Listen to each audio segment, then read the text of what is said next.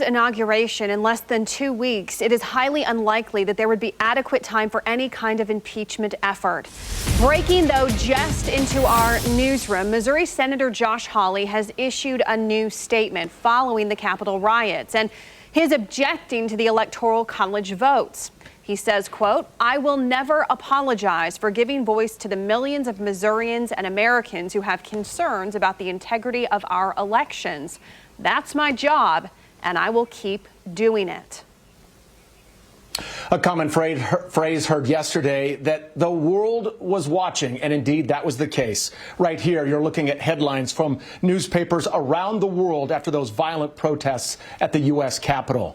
And people across the globe were glued to their TV watching this unfold just as we all were.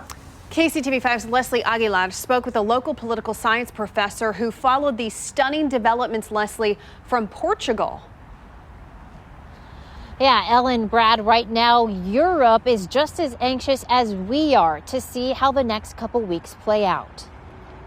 Alan Katz is not only a political science professor at William Jewell College, he's a former U.S. ambassador to Portugal, serving for almost 4 years under the Obama administration.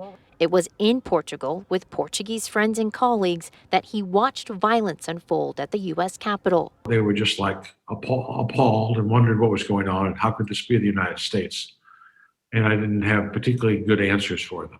He says the images from the Capitol were shocking in Europe, even though our allied countries there have watched the United States change over the last 4 years. They have to look at their relationship with some of our adversaries, like Russia and China, a little differently, simply because we may not be the reliable partner that they had come to count on for the last 75 years.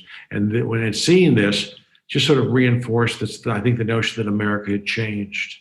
Katz says, though thousands of Americans believe President Trump's claims of election fraud, the accusations never really took root in Europe. I can't speak for everyone in Europe, obviously. I would say that for the most part,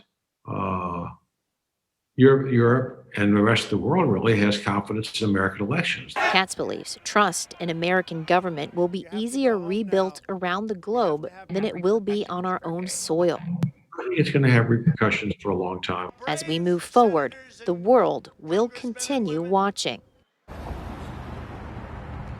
Now, Katz says a silver lining to all of this is that most Americans watching what happened at the Capitol yesterday were appalled and disgusted. So at least we can all agree that America should be better.